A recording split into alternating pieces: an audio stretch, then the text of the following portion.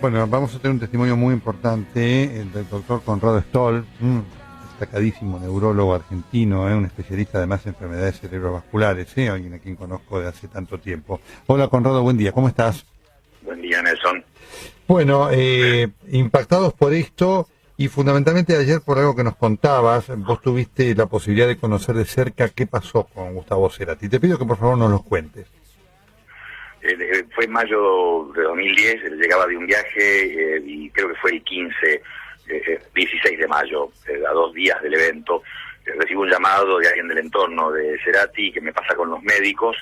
Los médicos me cuentan el examen y en los detalles que dan reflejan, vos sabés que el examen neurológico es muy preciso en saber realmente el estado de una persona, desde la secuela moderada hasta una lesión irreversible cerebral, y realmente describían algo, particularmente algo en los ojos, que a uno le dice que hay un edema, un aumento de la presión adentro del cráneo muy severo. Evidentemente entonces el infarto, que yo me había enterado en el viaje que había tenido, se había inflamado, lo cual pasa en mucha gente en las primeras 72 horas, y es peor en la gente joven, paradójicamente. ¿Por qué?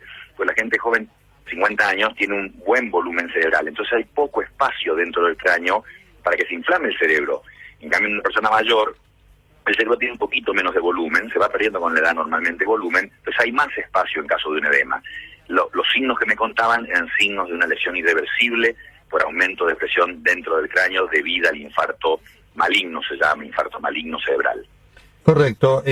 ¿Hubo un tiempo de ventana, sí, en el cual se pudo haber, tomado alguna acción terapéutica que o pudo haber salvado la vida o disminuido el nivel de la lesión, Conrado? Hay 2 ventanas. Yo no estuve en los hechos para saber si llegó al tiempo adecuado, etcétera, al hospital, pero las 2 ventanas que uno tiene que tener en mente en ACV, así como la gente sabe que si le duele el pecho, tiene minutos u horas contadas para ser tratado y mejorarse de un infarto, o que ese infarto tenga una evolución mejor que la natural. En ACV hay una primera ventana de 4 horas en que si una persona llega al centro adecuado, se le puede inyectar una droga que se llaman trombolíticos, porque precisamente lisan, destruyen los trombos. Entonces, inyectada, ese trombo, que tiene no más de 2 milímetros, uno a veces por ahí se está imaginando algo como una pelota de ping-pong, pero es un trombo de 2 milímetros, 3 milímetros de diámetro, basta para tapar las arterias principales del cerebro y causar una tremenda secuela. Si uno le inyecta esa droga dentro de las 4 horas, hay una buena probabilidad de tener menores consecuencias de la ACV, porque eso deshace el coágulo. No. Esto desde el año 80 se hacen las primeras experimentaciones en esta droga. Y en la segunda ventana es dentro de las 48 horas. Hay que predecir muy bien clínicamente quién va a ir a estos infartos grandes de gran inflamación, porque uno puede abrir una ventana en el cráneo con una cirugía, sacando el hueso, literalmente sacando un gran pedazo, estamos hablando de 12, 13 centímetros de diámetro de hueso de cráneo, para que el cerebro inflamado pueda salir por ahí y no apriete al resto del cerebro sano, lastimándolo y a veces causando la muerte. O sea, 2 ventanas de tratamiento. Importante lo que dice el doctor Stoll, lo que decís, Conrado, porque lo que se conoce que efectivamente hubo como 2 tiempos en el accidente cerebrovascular de Cerati. Hubo un primer tiempo en el cual él tuvo los síntomas, se cayó, fue llevado a una primera clínica, la Trinidad, en donde había un corte de luz, después fue llevado a otro lugar, y él, digamos, sale consciente de esto, con aparentemente una hemiparesia o una hemiplegia, así que hubo un tiempo importante, porque después el episodio final termina de completarse dentro de las 24 o 48 horas. Sí, y el tiempo ese, justamente vos decías, despierto y con secuela. Es ahí donde la gente tiene que pensar en esa cirugía si no tuvieron el tiempo para inyectar la droga. Pero en el lugar ideal, la persona tiene que ser trasladada inmediatamente al centro médico. En el centro médico no perder tiempo, un lugar tremendo en las guardias. Hay otros pacientes, hay emergencias. Bueno, en el ACV hay que tener claro que la guardia casi hay que saltearla para ir al tomógrafo. Si el tomógrafo, la tomografía, no muestra sangre en el cerebro, porque un 15% de los ACV son por hemorragia, cuando se confirma la forma de la mayoría, que es por falta de sangre, entonces la tomografía es negativa, se dice, y ahí se inyecta esta droga. 4 horas para hacerlo, evidentemente eso no se hizo. Y después, si no lo hice, y veo que el paciente tiene la hemiplegia, y veo que en la tomografía se ve el infarto, uno puede predecir en las primeras horas que va a ser de gran tamaño, ahí tengo que poner al paciente en el quirófano y operarlo, pero evidentemente Nelson requiere gente experimentada, y esto es una especialidad en Estados Unidos. Lo que hice y se puede hacer formalmente. Uno después de la residencia de neurología se especializa formalmente en la especialidad de ACV como en cualquier otra subespecialidad de las distintas especialidades médicas.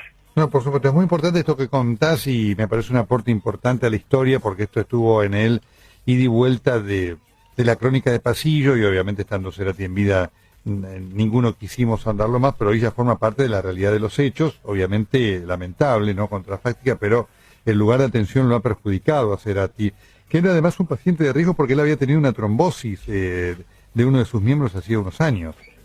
Ese es otro punto importante. Y esa es la verdadera oportunidad para tratar un ACV. A veces decimos que el tratamiento más efectivo de un ACV es no tenerlo, o es la prevención.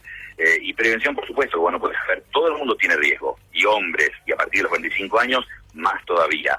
Pero no sabemos realmente, y por eso lo que hay hoy en día es una capacidad de estratificar, de evaluar a cada persona y decir, esta persona tiene tal riesgo, el riesgo individual de una persona de tener un ACV o un infarto. Y si has tenido una trombosis antes, eso ya define que vos tenés un riesgo aumentado, y hay algunas medidas, fundamentalmente los licuantes de la sangre o limpiadores de arteria, los remedios para el colesterol, etcétera, que pueden disminuir ese riesgo que evidentemente la persona muestra que ya está en una categoría de aumento de riesgo. No, correcto, además él era un fumador empedernido, lo cual agrega más, y bueno, esto también está en los pasillos, ¿no es cierto? Ahí dicen que esto en el mundo del rock, el consumo de sustancias tóxicas lamentablemente es una realidad también de la música, y estos son todos factores de riesgo, ¿no? No sé el caso del particular, pero las drogas, el uso de drogas es una de las principales causas de ACV en la gente menor de 50 años, o sea, no estamos hablando de algo sutil. Y lo que decide el cigarrillo, el mensaje es permanente y continuo por todos los medios, pero la gente no llega a entenderlo. La estadística dice que el 70% de los fumadores quiere dejar de fumar. Y fíjate que ese es el factor de riesgo más importante vascular. ¿Por qué? Porque si uno deja de fumar, a los 6 meses el riesgo vascular baja a la mitad. No hay ningún otro factor de riesgo que alguien pueda tratar, o sea, si alguien tiene diabetes y se trata, o si alguien tiene hipertensión y se trata, pasan por lo menos 2 años hasta que el riesgo baja significativamente después de empezar el tratamiento. En cambio, el cigarrillo, en solo 6 meses de dejar de fumar, cae a exactamente la mitad de riesgo, por eso es tan importante luchar contra esto, y hay que luchar en los chicos, que son los únicos que aprenden, ¿no? Los adultos no aprendemos, en los colegios es fundamental el trabajo y en la televisión con el foco en los chicos. Conrado, obviamente la lesión que tenía Cerati afectaba a una de las carótidas primitivas, ¿no es cierto? Seguramente, esa es una arteria de 5 milímetros, pero tiene que bloquearse la carótida o su principal rama dentro del cerebro para que el infarto afecte a todo el hemisferio cerebral, que es lo que pasó acá. Claro, correcto, lo cual es de muy mal pronóstico, y obviamente esto lo fue siempre así porque, bueno, Conrado además conocía, fuimos varios los que conocimos la tomografía, y hoy esto se puede decir, obviamente la madre tenía una esperanza fantástica, que uno la respetaba, pero el caso era irreversible ya desde el momento cero en que, digamos, una vez que pasó esta posibilidad de acción en estas 48 horas, se había establecido la lesión, ¿no? Con mucha tristeza lo confirmé en innumerables entrevistas, porque efectivamente el examen neurológico, como decíamos al principio, es muy, muy sensible.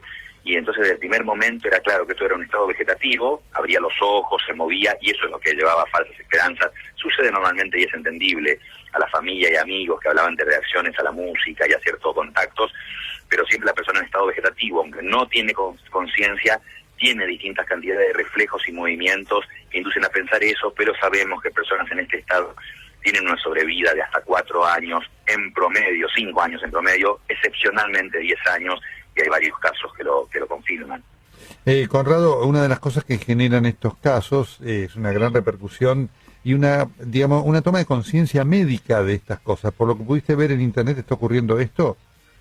Recién reflexionaba con mi familia, con algunos amigos ayer, pero todo el mundo habla del legado musical, que es indiscutible, ¿no?, en generaciones, pero para mí personalmente, y esto tiene que reconocerse así, hay un legado de reconocimiento del ACV. Ha cambiado literalmente el reconocimiento por parte de la gente en general y de los jóvenes en especial, de la existencia del ACV, de lo que se puede hacer por prevenirlo y de que le puede pasar a cualquiera, que es lo más importante. Todo el mundo piensa, le va a pasar a otro, a mí no, pero definitivamente todo el mundo tiene riesgo.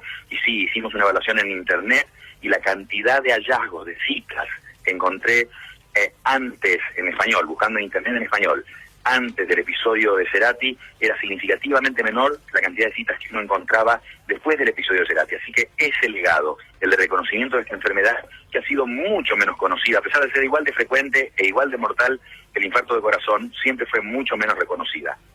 Conrado, muchísimas gracias, y además por tu claridad frente a la explicación y tu aporte al conocimiento de los hechos como uno de los médicos que fue consultado por este caso tan doloroso. Te mando un abrazo.